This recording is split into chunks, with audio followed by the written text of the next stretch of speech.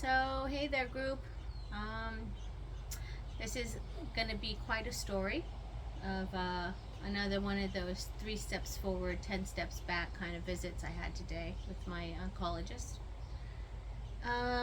So, originally, he was going to start me on 2-year chemo pill after radiation, which I'm almost done. I'm done on Tuesday with the radiation.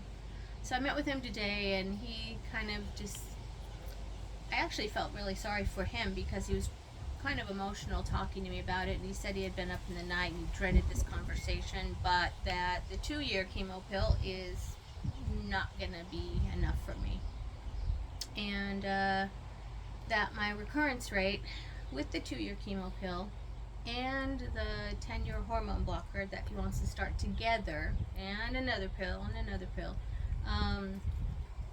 I will still have at least a 25% chance recurrence after everything if I follow protocol to the letter. And that's bad because we didn't really see that coming, and he didn't either. He was kind of surprised, and I think it kind of threw him about how aggressive this is, and the fact that I'm specifically kind of just said I'm willing to do everything, and that's what I thought going into it in the beginning. Last September I thought, what, if I do everything I'm told to the letter, of course I'll be cured, because that's his language. He was like, yeah, I'm gonna cure you. You're young. I see people far older that are in way worse shape and they sail on through here, and you're young, for sure we're gonna be just fine. And then as time went by and he saw how bad chemo was, horrific. Chemo has caused permanent neuropathy in my hands and feet, to where my hands are kind of crippled up in the morning and I have to force them down. My feet feel like I'm walking on glass all day, so I've been going to acupuncture as per his recommendation. That is not working so far, but stick to it. So finished out chemo, went to surgery, had my breast removed, and because they said that's your best chance, so I did that. I developed permanent lymphedema from doing that and having so many lymph nodes taken out.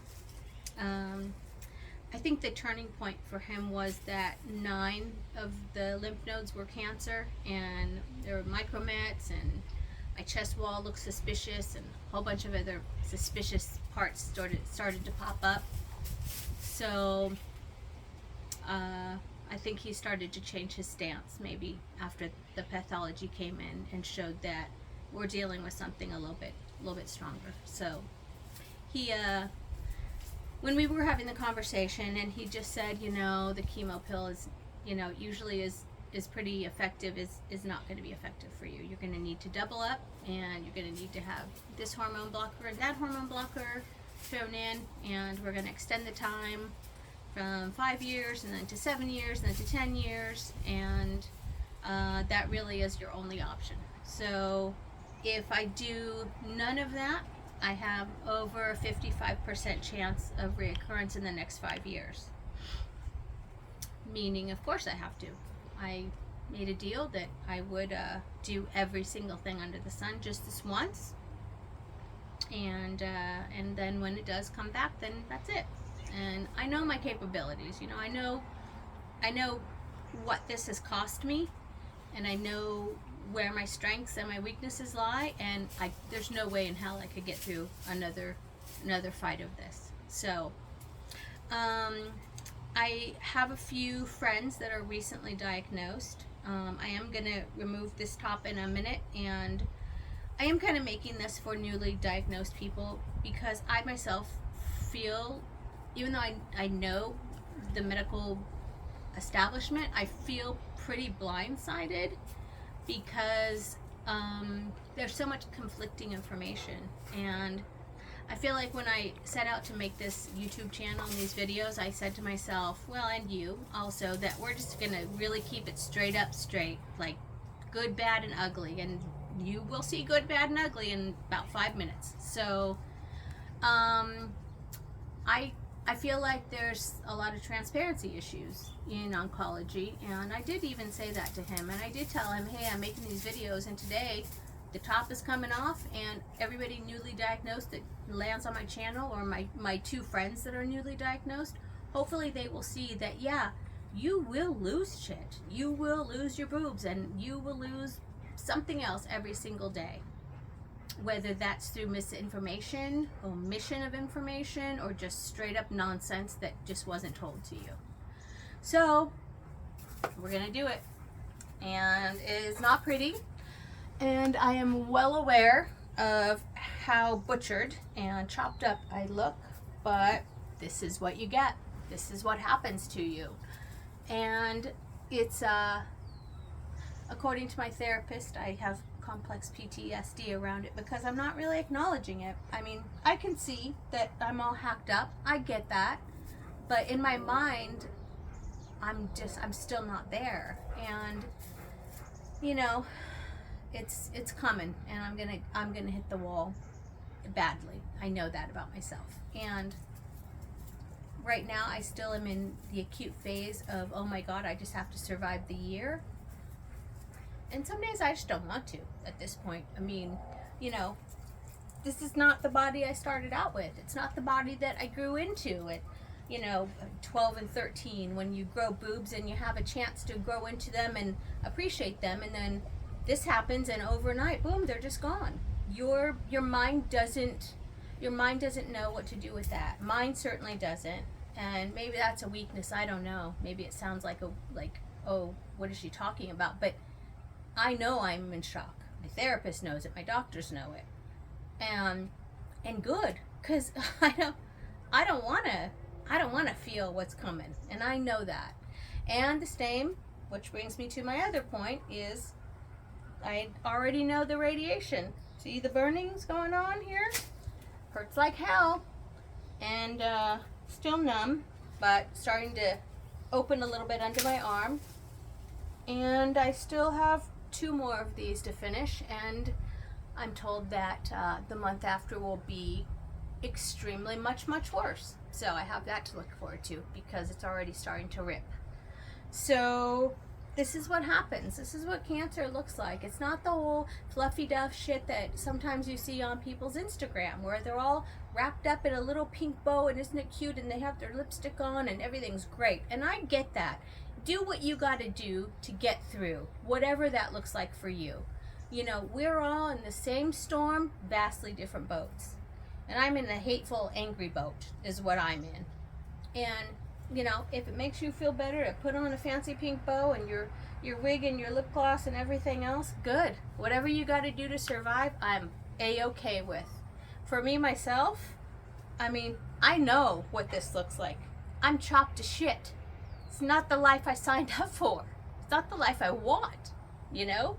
It's a ridiculous, good, bad, and ugly side of this disease. And unfortunately, it's not just a physical thing. The physical part comes and goes. Well, this is going to stay because my skin's too compromised for any reconstruction. So there's that too. But it's lasting trauma over and over again. Every single day you will lose something. And people who are newly diagnosed, you better buckle up, honey, because it's not gonna be an easy time in your life. It's gonna be hell, and it's gonna be the worst thing you've ever felt in your entire life. And it's okay to crumble, and it's okay to scream and just say, fuck you world, I want to quit. And to the one person, I hope will see this video, that's 29 years old, that just got diagnosed, and she's not going to fight it at all. I hope you'll just at least try. Just go down that road a tiny bit. You might surprise yourself, and you might be able to get over all of the shit that's coming, man. And maybe your best days are in front of you. I hope you'll try for that. I personally, for myself, think that my best days are probably behind me, and that is a daunting, hopeless feeling, and something I never thought that I would be at this stage of my life. I never thought to myself, you know, you're 53, all of your best days are gone. I never would have thought that. I started out full of life. I'm a big a big life lady, right? I like adventure, I like to party, I like to have a good fun time. I like a lot of crazy good experiences. And I didn't realize that that took my courage. I didn't realize that that took my confidence to be able to sustain that lifetime. It was just natural to me. But now, with this, and the sickness and the meds that are coming and all the other shit that's still in front of me, the finish line has moved once again, out of my grasp once again. And with all of that nonsense, that person that was once so fun and big and cool and adventurous, she didn't make it. That's the fact. She just did not make it. And now I'm here. Now I'm here, trapped in this broken body, angry as angry can be, because I'm so ripped off of time. You know, for everybody out there, please don't make the same, like, oh, I'm going to do it in 5 years. Oh, you know, I'll be happy. I'll quit my job and travel in 3 years. Oh, I'll have that baby in 10 years, or, you know, whenever. Don't do that, man. Don't do that. Do it now. You don't have the luxury of time. You really don't. It's just ticking by just like that. And, you know, for me personally, even if there's a day that I'm cancer free, at what cost? My feet are crippled up. I can barely hold my pinky up because it hurts so damn bad. I'm all chopped to shit. And I got mental health problems like crazy that I never had. And I'm angry. I'm angry every single fucking day. I'm angry because I don't want this life. I don't want to be trapped in this body. I didn't sign up for this. But the one thing that I want is I want my kids' futures. I want to see that they are okay. I want to be a grandma. I want kids, and I want to see them and know and have the luxury of knowing them.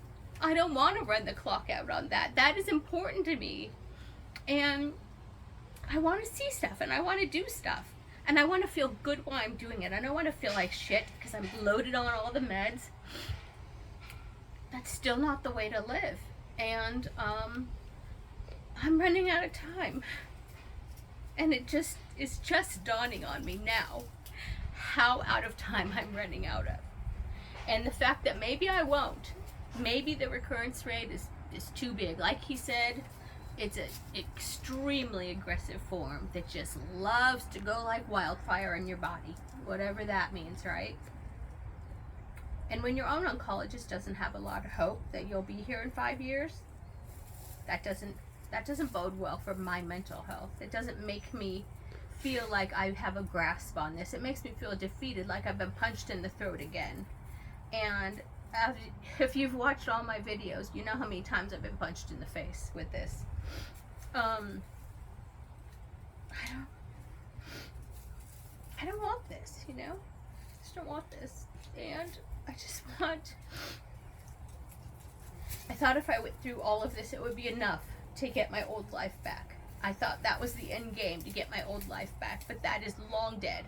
And I will never have that again. My best hope I can hope for is 1%. 1%. And that's not enough. You know, it's not enough to keep fighting for, to me. And yeah. So that's the update. And I'm sorry it's not happy and good. It doesn't seem like they are. They seem to be getting worse. And I was hoping at the end, wrapping shit up and conquering each hurdle in front of me, that the reports would get better and better and everybody would be cheering, okay, good, she's done it, she's made it, okay, good. But it's just getting worse and worse. And I feel hopeless, is what it is. Finally, I feel hopeless after all this fight. And even my oncologist, God, I just love him. He's like, you know what? Nobody has fought like you have fought. And I don't even see it that way because I still know how far is in front of me. I can't even celebrate myself because of what's still right in front of me every single day. And because the finish line keeps moving. So I don't feel like I can win. So, and as usual, I'm now to the begging part. Please donate. I'm so desperate, you have no idea. Please donate to my GoFundMe. More and more and more. And share. I know I've asked a few people to share, and they're like, yeah, of course I will, and then they don't. So just be straight up with me. Just say, no, I'm not going to share. I'm not going to donate. That's fine. I just rather know, quite honestly. But if you can donate a little or a lot, it's all so, oh God, I need help. You have no idea. I need a lot of help. Shockingly amount of help. Yeah. So I hope you're all well, and thank you to my fabulous daughters. I can't even wait to spend time with the both of them together. It's just more precious by the second. And if you have kids and they are living in different parts of the world, man, get those kids together and just smush them all and cuddle them all up, because you know what? You're running out of time. Whether you're perfectly healthy or not, you're still running out of time. So that's the most important thing, right? Is just smushing up our kids and kissing and hugging on them. And I know that you know as parents what that means. So, like I said, even if you are totally healthy, you don't know it's tomorrow, because today is not promised. Tomorrow is not promised us. We got right now. So, anyway, love and appreciate you all. And like I said, anything you can donate is amazing and helpful. Okay, thanks.